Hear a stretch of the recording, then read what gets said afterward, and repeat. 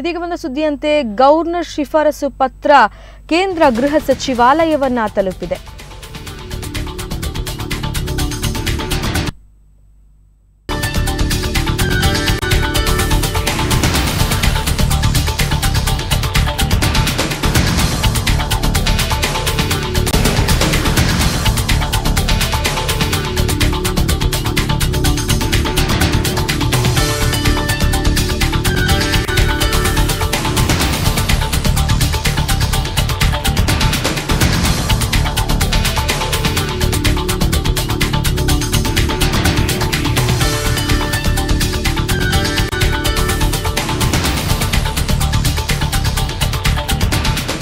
Governor ಈಗಾಗಲೇ ಶಿಫಾರಸು ಪತ್ರವನ್ನ ಕಳುಹಿಸಿದ್ದಾರೆ. ಈ ಪತ್ರ ಈಗಾಗಲೇ ಕೇಂದ್ರ ಗೃಹ ಸಚಿವಾಲಯವನ್ನ ತಲುಪಿದೆ. ಈ ಬಗ್ಗೆ ಮತ್ತಷ್ಟು ಮಾಹಿತಿಯನ್ನ ಪಡೆಯೋಣ ನಮ್ಮ ಪ್ರತಿನಿಧಿ ಪ್ರಶಾಂತ್ ನಾಥ್ ಅವರಿಂದ. ಪ್ರಶಾಂತ್, ಇವರು ಗವರ್ನರ್ ಕಳಿಸಿರುವಂತ ಶಿಫಾರಸು ಪತ್ರದಲ್ಲಿ ಏನಿದೆ ಅಂತ ಏನೋ ಗೊತ್ತಾಗಿದೆಯಾ? ಈ ಬಗ್ಗೆ ಮಾಹಿತಿ ಇದೆಯಾ? ಹೇಗೆ ಪ್ರಶಾಂತ್? ವಿಜಯ, ಈಗಷ್ಟೇ ರಾಜ್ಯಪಾಲರ ವಿಶೇಷ ಕರ್ತವ್ಯಾಧಿಕಾರಿ ತಿವಾರಿ OSD ತಿವಾರಿ ಮತ್ತು ADC ಮಾನೆ ಇಬ್ಬರೂ ಕೂಡ ರಾಜ್ಯಪಾಲರು ನಿನ್ನೆ ಏನು ವರದಿಯನ್ನು ಸಿದ್ಧಪಡಿಸಿದ್ರು ಅದನ್ನು ಅಧಿಕೃತವಾಗಿ ಕೇಂದ್ರ ಗೃಹ ಇಲಾಖೆ ಕಾರ್ಯದರ್ಶಿ GK ಪಿಳ್ಳೈ ಮತ್ತು ರಾಷ್ಟ್ರಪತಿಗಳ ಒಂದು ಏನು ಸೆಕ್ರೆಟರಿ ಇರ್ತಾರೆ ಕ್ರಿಸ್ಟಿಫರ್ ಆಂಡಿಸ್ ಇಬ್ಬರಿಗೂ ಕೂಡ ಈ ಒಂದು ವರದಿಯನ್ನು ಸಲ್ಲಿಸಿದ್ದಾರೆ. ಅಧಿಕೃತವಾಗಿ ರಾಜ್ಯಪಾಲರ ವರದಿ ಕೇಂದ್ರ ಗೃಹ ಇಲಾಖೆಗೆ ಸಲ್ಲಿಸಿದೆ. ಇದು ಬಾಲ್ ಸ್ಟಾರ್ಟ್ಸ್ ರೋಲಿಂಗ್ ಅಂತಾರೆ. ಅದೇ ರೀತಿಯಾಗಿರ್ತಕ್ಕಂಥ ಒಂದು ಕೇಂದ್ರ ಗೃಹ ಇಲಾಖೆ ಈ ವರದಿಯನ್ನು ಯಾವ ರೀತಿಯಾಗಿ ಪರಿಗಣಿಸುತ್ತೆ ಅಂತಕ್ಕಂಥದ್ದು ಮುಖ್ಯವಾಗಿರ್ತಕ್ಕಂಥ ವಿಚಾರ. ಕೇಂದ್ರ ಗೃಹ ಇಲಾಖೆ ಇದನ್ನು ಸಂಪುಟ ಸಭೆಯ ಮುಂದಿಡ್ತದ, ಇದು ಪ್ರಮುಖವಾಗಿರ್ತಕ್ಕಂಥ ಪ್ರಶ್ನೆ. ಕಳೆದ ಬಾರಿ ರಾಜ್ಯಪಾಲರು ಇದೇ ರೀತಿಯಾಗಿರ್ತಕ್ಕಂಥ ವರದಿಯನ್ನು ಕೇಂದ್ರಕ್ಕೆ ಕಳಿಸಿದ್ರು. ಆದರೆ ಕೇಂದ್ರ ಸರ್ಕಾರ ರಾಜ್ಯಪಾಲರಿಗೆ ಹೇಳಿತ್ತು ಇನ್ನೊಂದು ಸುತ್ತಿನ ವಿಶ್ವಾಸಮತ ಯಾಚನೆಗೆ ಅನುವು ಮಾಡಿಕೊಡಿ ಅಂತಕ್ಕಂಥದ್ದನ್ನು. ಈ ಬಾರಿ ಕೇಂದ್ರ ಸರ್ಕಾರ ಏನು ಮಾಡುತ್ತೆ ಅಂತಕ್ಕಂಥದ್ದು ಮುಖ್ಯ. ಬಿಜೆಪಿ ಒಂದು ಕಡೆ ರಾಜಕೀಯ ಹೋರಾಟವನ್ನು ನಡೆಸ್ತಾ ಇರ್ಬೋದು, ಬೊಮ್ಮಾಯಿ ಪ್ರಕರಣದ ಉಲ್ಲೇಖ ಕೂಡ ಬರ್ತಾ ಇದೆ. ಆದರೆ ರಾಜ್ಯಪಾಲರ ವರದಿಯಲ್ಲಿ ತಲೆ ಎಣಿಕೆ ಅಥವಾ ನಂಬರ್ ಗೇಮ್ ಅಥವಾ ಅರ್ಥಮೆಟಿಕ್ ಇಲ್ಲ. ರಾಜ್ಯಪಾಲರ ವರದಿಯಲ್ಲಿ ಯಾವ ರೀತಿಯಾಗಿ ಸಂವಿಧಾನಬದ್ಧವಾಗಿರ್ತಕ್ಕಂಥ ಒಂದು ಉಲ್ಲಂಘನೆ ಆಗಿದೆ, ಸಂವಿಧಾನವನ್ನ ತಿರುಚಲಾಗಿದೆ ಅಂತಕ್ಕಂಥ ವರದಿ ಇದೆ. ಹೀಗಾಗಿ ಅದರಲ್ಲಿ ಯಾವ್ಯಾವ ಆರ್ಟಿಕಲ್ಗಳನ್ನು ಹಾಕಿದ್ದಾರೆ ಅಂತಕ್ಕಂಥದ್ದು ಕೂಡ ಮುಖ್ಯ. ಬಿಜೆಪಿ ರಾಜಕೀಯ ಹೋರಾಟವನ್ನು ನಡೆಸಬಹುದು, ಆದರೆ ಕಾನೂನಿನ ಹೋರಾಟಕ್ಕೆ ಅನುಗುಣವಾಗಿ ಪ್ರಮುಖವಾಗಿರ್ತಕ್ಕಂಥ ಬೇಕಾಗಿರ್ತಕ್ಕಂಥ ಸಂಗತಿ ರಾಜ್ಯಪಾಲರು ಯಾವ ಪರಿಚ್ಛೇದದ ಆಧಾರದ ಮೇಲೆ ಈ ರೀತಿಯಾಗಿರ್ತಕ್ಕಂಥ ಒಂದು ಸಂವಿಧಾನದ ಉಲ್ಲಂಘನೆ ಆಗಿದೆ ಅಂತಕ್ಕಂಥದ್ದನ್ನ ಕೇಂದ್ರಕ್ಕೆ ಶಿಫಾರಸು ಕಳಿಸಿಕೊಟ್ಟಿದ್ದಾರೆ ಅಂತಕ್ಕಂಥದ್ದು ಮುಖ್ಯ. ಇನ್ನು ಕೆಲವೇ ಹೊತ್ತಿನಲ್ಲಿ ವರದಿಯಲ್ಲಿ ಏನೆಲ್ಲ ಇದೆ ಅಂತಕ್ಕಂಥದ್ದು ಸ್ಪಷ್ಟವಾಗಿ ಗೊತ್ತಾಗಲಿದೆ. ಆದರೆ ರಾಜಭವನದ ಮೂಲಗಳು ಹೇಳುತ್ತಿರ್ತಕ್ಕಂಥದ್ದು 3 ಸಂಗತಿಗಳು.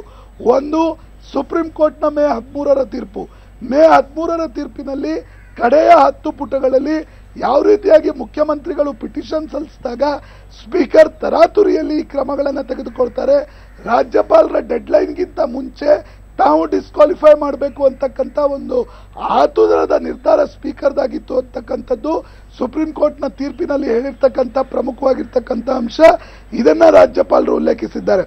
ಇನ್ನೊಂದು ಬಳ್ಳಾರಿಯ ಒಂದು ಗಣಿಗಾರಿಕೆಗೆ ಸಂಬಂಧಿಸಿರ್ತಕ್ಕಂಥ ಕಾನೂನು ಮತ್ತು ಸುವ್ಯವಸ್ಥೆ ಹದಗೆಟ್ಟು ಹೋಗಿದೆ ಅಂತಕ್ಕಂಥ ಒಂದು ವರದಿಯನ್ನು ಕೂಡ ಉಲ್ಲೇಖಿಸಿದ್ದಾರೆ.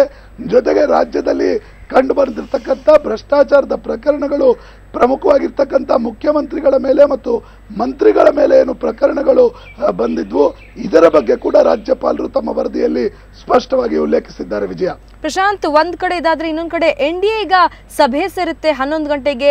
ಈ ಸಭೆಯ ಪ್ರಮುಖ ಅಂಶಗಳೇನು? ಈ ಸಭೆಯಲ್ಲಿ ಏನೆಲ್ಲ ಚರ್ಚೆ ಆಗುತ್ತೆ? ಹಾಗೆ ಯಾರೆಲ್ಲ ಪ್ರಮುಖರು ಈ ಸಭೆಯಲ್ಲಿ ಪಾಲ್ಗೊಳ್ತಾರೆ? ವಿಜಯ, ಬಿಜೆಪಿ ಇದನ್ನೊಂದು ರಾಜಕೀಯ ಹೋರಾಟವನ್ನಾಗಿ ಏನು ಮಾಡ್ತಾ ಇದೆ. ಹೀಗಾಗಿ ಬಿಜೆಪಿಯ ರಾಷ್ಟ್ರೀಯ ನಾಯಕರು ಕೂಡ ಇವತ್ತು ಸಭೆ ಸೇರ್ತಾ ಇದ್ದಾರೆ. ರಾಜ್ಯಪಾಲರ ವಿರುದ್ಧ ದೂರನ್ನ ನೀಡುವಂತ ಒಂದು ತೀರ್ಮಾನವನ್ನು ಕೂಡ NDA ನಾಯಕರು ತೆಗೆದುಕೊಳ್ಳಿದ್ದಾರೆ. 11 ಗಂಟೆಗೆ ಅಡ್ವಾಣಿ ನಿವಾಸದಲ್ಲಿ ಈ ಒಂದು ಸಭೆ ಸೇರಲಿದೆ. ಪ್ರಮುಖವಾಗಿ ಈ ಸಭೆಯನ್ನ ಪಂಚರಾಜ್ಯಗಳ ಚುನಾವಣೆಗಳ ಫಲಿತಾಂಶಗಳ ನಂತರದ ಒಂದು ಪರಿಸ್ಥಿತಿಯಲ್ಲಿ ಕರೆಯಲಾಗಿತ್ತು. ಆದರೆ ರಾಜ್ಯಪಾಲರು ನಿನ್ನೆ ಏನು ವರದಿಯನ್ನು ಕಳಿಸಿದ್ದಾರೆ, ಈ ಹಿನ್ನೆಲೆಯಲ್ಲೂ ಕೂಡ ಈ ಒಂದು ಸಭೆ ಮಹತ್ವ ಪಡೆದುಕೊಂಡಿದೆ. ಆದರೆ ಪ್ರಮುಖವಾಗಿ ವಿಜಯ, ಬಿಜೆಪಿಯ ರಾಜಕೀಯ ಹೋರಾಟ ಒಂದು ಕಡೆ ನಡೆಯುತ್ತೆ. ಆದರೆ ಪ್ರಮುಖವಾಗಿ ಬೇಕಾಗಿರ್ತಕ್ಕಂಥದ್ದು ಕೇಂದ್ರ ಸರ್ಕಾರ ಯಾವ ಕ್ರಮವನ್ನ ತೆಗೆದುಕೊಳ್ತದೆ ಅಂತಕ್ಕಂಥದ್ದು ಪ್ರಾಯಶಃ ಅದನ್ನ ಸೂಕ್ಷ್ಮವಾಗಿ ಪರಿಶೀಲನೆ ನಡೆಸ್ತಕ್ಕಂಥ ಅಗತ್ಯವೂ ಕೂಡ ಇದೆ. ವಿಜಯ, ಪ್ರಶಾಂತ್, ಈ ಎಲ್ಲಾ ಬೆಳವಣಿಗೆಗಳನ್ನ ನೋಡ್ತಾ ಇದ್ರೆ ಏನಾಗಬಹುದು ಅಂತ ಹೇಳ್ತೀರಾ? ಮುಂದೆ ಏನಾಗ್ಬೋದು ಅಂತಕ್ಕಂಥದನ್ನ ಹೇಳುವ ಸ್ಥಿತಿಯಲ್ಲಿ ಯಾರೂ ಕೂಡ ಇಲ್ಲ. ಆದರೆ ರಾಜ್ಯಪಾಲರು 2ನೇ ಬಾರಿ ವರದಿಯನ್ನು ಕಳಿಸಿದ್ದನ್ನ ನೋಡಿದ್ರೆ ಇದಕ್ಕೆ ಕಾಂಗ್ರೆಸ್ ಹೈಕಮಾಂಡ್ನ ಒಪ್ಪಿಗೆ ಇದೆಯಾ? ಇದು ಪ್ರಮುಖವಾಗಿರ್ತಕ್ಕಂಥ ಪ್ರಶ್ನೆ. ಒಂದು ವೇಳೆ ಒಪ್ಪಿಗೆ ಇದ್ದಲ್ಲಿ ವಿಪರೀತ ಕ್ರಮಗಳನ್ನ, ವಿಪರೀತ ಪರಿಣಾಮವನ್ನ ಪ್ರಾಯಶಃ ಕರ್ನಾಟಕ 2 ದಿನಗಳಲ್ಲಿ ಎದುರಿಸಲಿದೆ. ವಿಜಯ, ಧನ್ಯವಾದ ಪ್ರಶಾಂತ್ ನಿಮ್ಮೆಲ್ಲ ಮಾಹಿತಿಗಾಗಿ. ಏನು ಗವರ್ನರ್ ಪತ್ರವನ್ನ ಕಳಿಸಿದ್ದಾರೆ. ಈ ಪತ್ರ ಈಗಾಗಲೇ ಕೇಂದ್ರ ಗೃಹ ಸಚಿವಾಲಯವನ್ನ ತಲುಪಿದೆ. ಈ ವರದಿಯನ್ನ ರಾಜ್ಯಪಾಲರ ವಿಶೇಷ ಅಧಿಕಾರಿ ತಿವಾರಿ ಅವರು ಗೃಹ ಸಚಿವಾಲಯಕ್ಕೆ ತಲುಪಿಸಿದ್ದಾರೆ.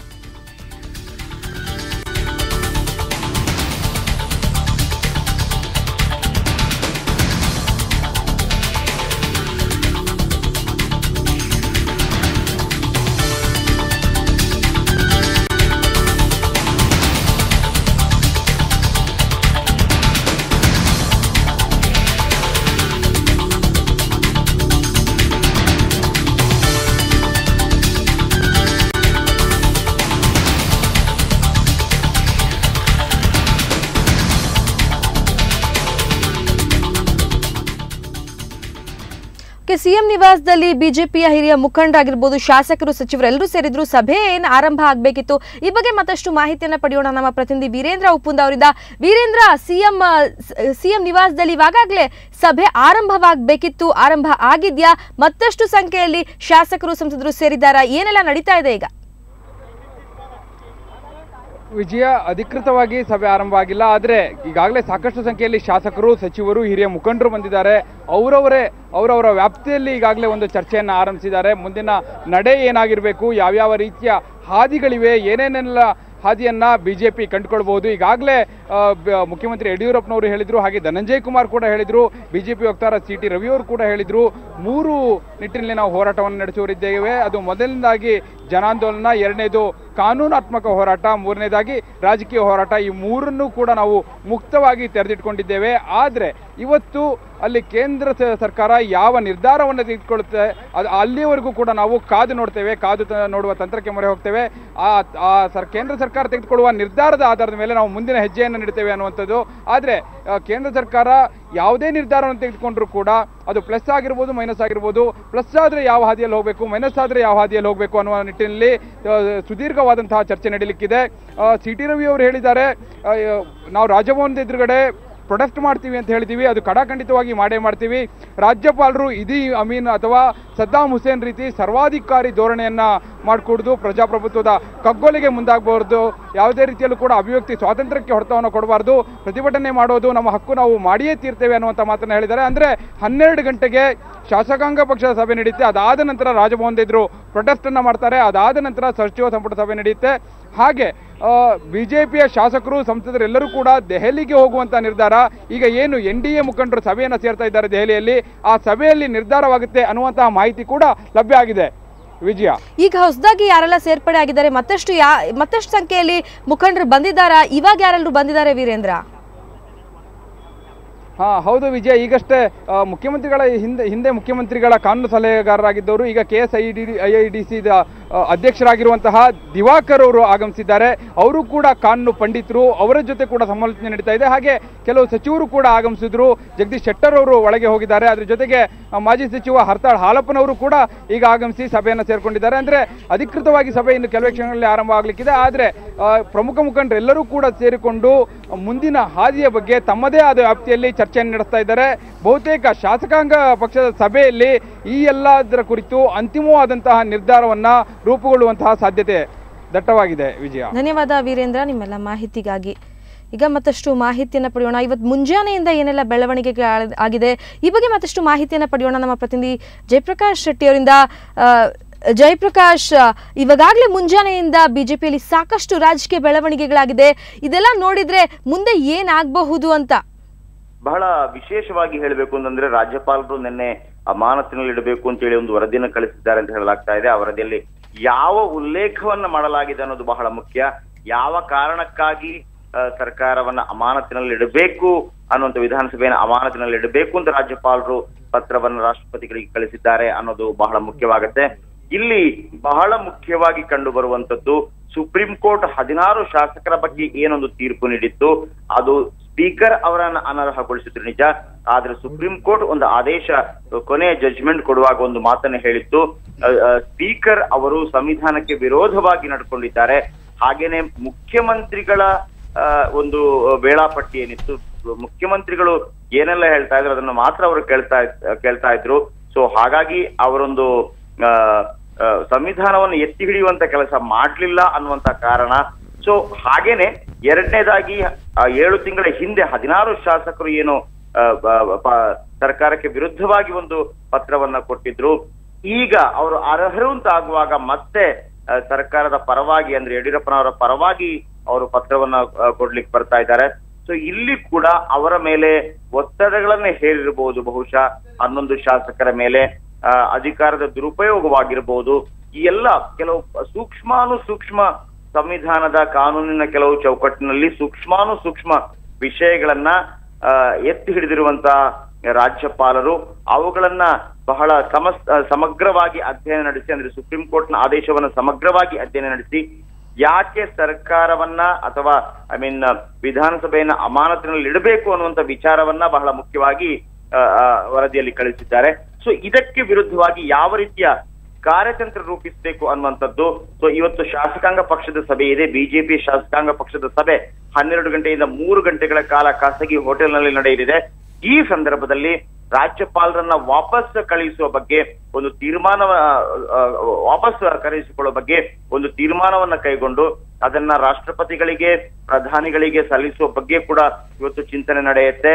ಜೊತೆಗೆ ಸಾಕಷ್ಟು ಬಹುಮತ ಇದ್ರೂ ಸಹ ಅಂದ್ರೆ ತಲೆ ಎಣಿಕೆ ಲೆಕ್ಕದಲ್ಲಿ ಸದ್ಯದ ಮಟ್ಟಿಗೆ ಬಿಜೆಪಿಗೆ ಬಹುಮತ ಇರೋದ್ರಿಂದ ಸೊ ಇವತ್ತು ರಾಜ್ಯಪಾಲರ ರಾಜಭವನದ ಮುಂದೆ ಬಿಜೆಪಿ ಶಾಸಕರು ಒಂದು ಪೆರೇಡ್ ನಡೆಸಬಹುದು. ಮೊದಲಿಗೆ ಅಲ್ಲೊಂದು ಪ್ರತಿಭಟನೆಯ ರೂಪದಲ್ಲಿ ಒಂದು ಪೆರೇಡ್ ನಡೆಸಬಹುದು. ಸೊ ಅದಾದ ನಂತರ ಸಂಜೆ ವೇಳೆಗೆ ಸಂಪುಟ ಸಭೆ ನಡೆಯುತ್ತೆ. ಸಂಪುಟ ಸಭೆಯಲ್ಲಿ ಕೂಡ ಈ ರಾಜ್ಯಪಾಲರ ಕ್ರಮದ ಬಗ್ಗೆ ಬಹಳ ಸಮಗ್ರವಾಗಿ ಚರ್ಚೆ ನಡೆಯಲಿದೆ. ನಿಜವಾಗಿ ಇವತ್ತು ಶಾಸಕಾಂಗ ಪಕ್ಷದ ಸಭೆಯಲ್ಲಿ ಯಾವ ಚರ್ಚೆ ನಡೆಯಬೇಕಿತ್ತು ಅಂತಂದ್ರೆ ಇವತ್ತು ಅಧಿವೇಶನಕ್ಕೆ ಏನಾದ್ರೂ ರಾಜ್ಯಪಾಲರು ಅನುಮತಿ ಕೊಟ್ಟಿದ್ದಿದ್ರೆ ಇವತ್ತು ಬೆಳಿಗ್ಗೆ ಶಾಸಕಾಂಗ ಪಕ್ಷದ ಸಭೆ 9 ಗಂಟೆಗೆ ನಡೆಯುತ್ತಿತ್ತು. ಸೊ ಹಾಗಾಗಿ ಸರ್ಕಾರ ಒಂದು ವೇಳೆ ಬಹುಮತವನ್ನ ಕೇಳುವಂತ ಪರಿಸ್ಥಿತಿ ಬಂದ್ರೆ ಅದಕ್ಕೆ ಬೇಕಾದ ರೂಪುರೇಷೆಗಳನ್ನು ಸಿದ್ಧ ಮಾಡ್ಕೋಬೇಕಾಗಿತ್ತು. ಆದ್ರೆ ಈಗ ಶಾಸಕಾಂಗ ಪಕ್ಷದ ಸಭೆಯ ಕಂಪ್ಲೀಟ್ ರೂಪುರೇಷೆ ಒನ್ ಮ್ಯಾನ್ ಅಜೆಂಡಾ, ಅದು ರಾಜ್ಯಪಾಲ ಹಂಸರಾಜ್ ಭಾರದ್ವಾಜ್. ಸೊ ಅವರ ಕ್ರಮಗಳು ಸರಿಯಲ್ಲ ಅನ್ನೋದನ್ನ ಯಾವೆಲ್ಲ ರೀತಿಯಲ್ಲಿ ಸಮರ್ಥಿಸಿಕೊಳ್ಬೇಕು, ಯಾವೆಲ್ಲ ರೀತಿಯಲ್ಲಿ ಅದಕ್ಕೆ ಕಾನೂನಾತ್ಮಕ ಹಾಗೂ ಸಂವಿಧಾನಾತ್ಮಕ ಟಚ್ ಕೊಡಬೇಕು, ಆ ಮೂಲಕ ಪ್ರಧಾನಿಗಳಿಗೆ, ಗೃಹ ಸಚಿವರಿಗೆ ಹಾಗೂ ರಾಷ್ಟ್ರಪತಿಗಳಿಗೆ ಯಾವ ರೀತಿ ಮನವಿ ಮಾಡಿಕೊಳ್ಬೇಕು, ಯಾವ ರೀತಿಯ ಮುಂದಿನ ಹೋರಾಟಗಳು ನಡೆಯಬೇಕು ಅನ್ನೋದರ ಬಗ್ಗೆ ಸಮಗ್ರವಾದ ಚರ್ಚೆ ನಡೆಯಲಿದೆ. ತದನಂತರ ಸಂಜೆ ಸಂಪುಟ ಸಭೆಯ ನಂತರ ಬಹುಶಃ ಎಲ್ಲಾ ಶಾಸಕರು, ಸಚಿವರು, ಸಂಸದರು ದೆಹಲಿಗೆ ತೆರಳಿ ಅಲ್ಲಿ ನಾಳೆ ರಾಷ್ಟ್ರಪತಿ ಭವನದ ಮುಂದೆ ಪೆರೇಡ್ ನಡೆಸಬಹುದು. ಆ ಮೂಲಕ ಕರ್ನಾಟಕ ರಾಜ್ಯ ಸರ್ಕಾರಕ್ಕೆ ಸಾಕಷ್ಟು ಬಹುಮತವಿದೆ. ಆದ್ರೆ ರಾಜ್ಯಪಾಲರು ಕಾಂಗ್ರೆಸ್ ಹಾಗೂ ಜೆಡಿಎಸ್ ಅವರ ಒತ್ತಾಸೆಗೆ ಮಣಿದು ಈ ರೀತಿಯ ಒಂದು ಕ್ರಮ ಕೈಗೊಂಡಿದ್ದಾರೆ ಅನ್ನೋದನ್ನ ಮನವರಿಕೆ ಮಾಡುವಂತ ಪ್ರಯತ್ನಗಳನ್ನ ಮಾಡಬಹುದು. ಆ ಮೂಲಕ ರಾಜ್ಯಪಾಲರ ನಡೆ ಸರಿಯಲ್ಲ ಅನ್ನೋದನ್ನ ಸಾಬೀತು ಮಾಡೋದಕ್ಕೆ ಏನೆಲ್ಲ ಅಂಶಗಳಿರುತ್ತೋ ಅದನ್ನೆಲ್ಲ ಮಾಡುತ್ತೆ ವಿಜಯ. ಜಯಪ್ರಕಾಶ್, ಹಾಗೇನೆ ಈಗ ರಾಜ್ಯಪಾಲರು ರಾಷ್ಟ್ರಪತಿ ಆಳ್ವಿಕೆ ಹೇರಿದ್ದಾರೆ, ಅವ್ರ ಹತ್ರ ಏನು ಬ್ರಹ್ಮಾಸ್ತ್ರ ಇದೆ ಅಂತ ಹೇಳ್ತೀರಾ? ರಾಷ್ಟ್ರಪತಿ ಆಳ್ವಿಕೆ ಹೇರೋದು ಅಂತಲ್ಲ, ರಾಷ್ಟ್ರಪತಿ ಆಳ್ವಿಕೆಗೆ ಶಿಫಾರಸು ಮಾಡಬಹುದು ಅನ್ನುವಂಥದ್ದು ಮಾತ್ರ ವಿಜಯ. ಬಹಳ ಪ್ರಮುಖವಾದ ವಿಚಾರ. ರಾಜ್ಯಪಾಲರು ರಾಜ್ಯದ ಮುಖ್ಯಸ್ಥರಾಗಿರ್ತಾರೆ. ರಾಜ್ಯದಲ್ಲಿ ಏನೆಲ್ಲ ನಡೀತಾ ಇರತ್ತೆ ಅದನ್ನು ಪ್ರತಿ ತಿಂಗಳು ಸಹ ಅವರು ರಾಷ್ಟ್ರಪತಿಗೆ ಕಳಿಸ್ತಾನೆ ಇರ್ತಾರೆ. ಅದು ಮಾಮೂಲು ನಡೆಯುವಂತ ವರದಿ. ಇನ್ನು ಬಹಳ ಪ್ರಮುಖವಾಗಿರುವಂತದ್ದು ಶಿಫಾರಸನ್ನ ಅವರು ರಾಷ್ಟ್ರಪತಿಗಳಿಗೆ ಕಳಿಸಬಹುದು. ಏನು ಅಂತಂದ್ರೆ ವಿಧಾನಸಭೆಯನ್ನ ಅಮಾನತಿನಲ್ಲಿಡಿ, ಕೆಲವು ದಿನಗಳ ಮಟ್ಟಿಗೆ ಅಮಾನತಿನಲ್ಲಿಡಿ, ಕೆಲವು ತಿಂಗಳ ಮಟ್ಟಿಗೆ ಅಮಾನತಿನಲ್ಲಿಡಿ, ಅಥವಾ ರಾಷ್ಟ್ರಪತಿ ಆಡಳಿತ ಹೇರಿ ಅನ್ನುವಂಥ ಶಿಫಾರಸುಗಳನ್ನ ಮಾಡಬಹುದು. ಆದ್ರೆ ಈ ಒಂದು ಶಿಫಾರಸು ಅವರು ಕಳಿಸಿದ ನಂತರ ರಾಷ್ಟ್ರಪತಿಗಳು ಅದನ್ನು ಕೇಂದ್ರ ಸಂಪುಟ ಸಭೆಗೆ ಕಳಿಸಿಕೊಡ್ತಾರೆ. ಕೇಂದ್ರ ಸಂಪುಟ ಸಭೆ ಒಂದು ವೇಳೆ ಸಭೆ ಕರೆದು ಅದರ ಬಗ್ಗೆ ಪರಿಶೀಲನೆ ನಡೆಸಬಹುದು. ಇನ್ನು ಕೂಡ ಕೇಂದ್ರ ಸಚಿವ ಸಂಪುಟದ ವಿಶೇಷ ಸಂಪುಟ ಸಭೆಯ ಬಗ್ಗೆ ಇನ್ನೂ ಸಮಯ ನಿಗದಿಯಾಗಿಲ್ಲ. ಅದಾದ ನಂತರ ಅಲ್ಲೊಂದು ಪರಾಮರ್ಶೆ ನಡೆಯುತ್ತೆ, ಸಾಧ್ಯವಿದೆಯಾ ಇದನ್ನ ಅಮಾನತಿನಲ್ಲಿಡೋದು ಅನ್ನುವಂಥದ್ದು. ಅದಾದ ನಂತರ ಅವರು ಆ ಒಂದು ಪ್ರತಿಯನ್ನ ಮತ್ತೆ ರಾಷ್ಟ್ರಪತಿಗಳಿಗೆ ಕಳಿಸ್ತಾರೆ. ರಾಷ್ಟ್ರಪತಿಗಳು ಅದನ್ನ ರಾಜ್ಯಪಾಲರಿಗೆ ವಾಪಸ್ ಕಳಿಸಿ ಮುಂದಿನ ಯಾವ ಕ್ರಮಗಳು ತಗೊಳ್ಬೇಕು ಅನ್ನೋದನ್ನ ಅವರು ಮಾಡ್ತಾರೆ. ಸೊ ನೀವು ಕೇಳಿದಂತ ಪ್ರಶ್ನೆ, ಶಿಫಾರಸು ಯಾವ ಆಧಾರದ ಮೇಲೆ ನಡೆದಿದೆ ಅನ್ನುವಂಥದ್ದು. ಅದೇ ನಾನು ಮೊದಲೇ ಹೇಳಿದ ಹಾಗೆ ಸುಪ್ರೀಂ ಕೋರ್ಟ್ನ ತೀರ್ಪಿನ ಬಗ್ಗೆ ಕೂಲಂಕುಷವಾದಂತ ಅಧ್ಯಯನವನ್ನ ಕಳೆದ 3-4 ದಿನಗಳಿಂದ ರಾಜ್ಯಪಾಲ ಹಂಸರಾಜ್ ಭಾರದ್ವಾಜ್ ಮಾಡಿದ್ದಾರೆ. ಅವರಿಗೆ ಒಂದು ಕಂಡು ಬರುವಂತಹ ವಿಚಾರ ಬಹಳ ಪ್ರಮುಖವಾಗಿ, ಒಂದು ಸುಪ್ರೀಂ ಕೋರ್ಟ್ನ ಆದೇಶದಲ್ಲಿರುವ ಹಾಗೆ ಸಂವಿಧಾನಾತ್ಮಕವಾಗಿ ಸ್ಪೀಕರ್ ಬೋಪಯ್ಯ ಅವರು ನಡ್ಕೊಂಡಿಲ್ಲ, ಅನರ್ಹಗೊಳಿಸಿದ್ದು ಸರಿಯಲ್ಲ ಅನ್ನುವಂಥದ್ದು. ಹಾಗೇನೆ ಇದು ಸಂವಿಧಾನಿಕ ಬಿಕ್ಕಟ್ಟು ಉಂಟಾಗಬಹುದು. ಹಾಗಾಗಿ ಕಳೆದ ಬಾರಿ ವೋಟ್ ಆಫ್ ಕಾನ್ಫಿಡೆನ್ಸ್ ಅಂದ್ರೆ ವಿಶ್ವಾಸ ಮತ ಯಾಚಿಸುವಂತ ಸಂದರ್ಭದಲ್ಲಿ 224 ಸದಸ್ಯ ಬಲದ ಆಧಾರದ ಮೇಲೇನೆ ವಿಶ್ವಾಸ ಮತವನ್ನ ಯಾಚಿಸಿ ಅನ್ನುವಂತ ಸೂಚನೆಯನ್ನು ಕೂಡ ಗವರ್ನರ್ ಕೊಟ್ಟಿದ್ರು. ಆ ಸಂದರ್ಭದಲ್ಲಿ ಗವರ್ನರ್ ಅವರ ಹೇಳಿಕೆಗೆ ಸ್ಪೀಕರ್ ಬೋಪಯ್ಯ ಅವರು ವ್ಯತಿರಿಕ್ತವಾದಂತಹ ಹೇಳಿಕೆಯನ್ನು ನೀಡಿದ್ರು. ಸದನದ ನಾಯಕ ನಾನು, ವಿಧಾನಸಭಾ ಅಧಿವೇಶನದ ಸಂದರ್ಭದಲ್ಲಿ ಸದನದ ನಾಯಕ ನಾನು ಕ್ರಮ ಕೈಗೊಳ್ತೇನೆ, ಯಾವ ರೀತಿ ಅದನ್ನ ನಡೆಸಬೇಕು ಅನ್ನುವಂಥದ್ದು, ರಾಜ್ಯಪಾಲರ ಯಾವುದೇ ಮನವಿ ಅಗತ್ಯವಿಲ್ಲ ಅನ್ನುವಂಥದ್ದು. ಈ ಒಂದು ವಿಚಾರವನ್ನು ಕೂಡ ಅವರು ಬಹಳ ಪ್ರಮುಖವಾಗಿ ಪ್ರಸ್ತಾಪಿಸಿರುವಂತಹ ಸಾಧ್ಯತೆ ಇದೆ. ಜೊತೆಗೆ ಸಿಇಸಿ ರಿಪೋರ್ಟ್ ಏನಿದೆ, ಗಣಿ ವಿಚಾರದಲ್ಲಿ, ಅಕ್ರಮ ಗಣಿಗಾರಿಕೆ ವಿಚಾರದಲ್ಲಿ ಸಿಇಸಿ ರಿಪೋರ್ಟ್ ಅಲ್ಲಿ ರಾಜ್ಯ ಸರ್ಕಾರದ ಕೆಲವು ಸಚಿವರುಗಳೇ ಈ ರೀತಿ ಒಂದು ಅಕ್ರಮ ಗಣಿಗಾರಿಕೆಯಲ್ಲಿ ತೊಡಗಿದ್ದಾರೆ. ಸೊ ಹಾಗಾಗಿ ರಾಜ್ಯದ ಲೂಟಿ ಅವ್ಯಾಹತವಾಗಿ ನಡೆಯುತ್ತಾ ಇದೆ.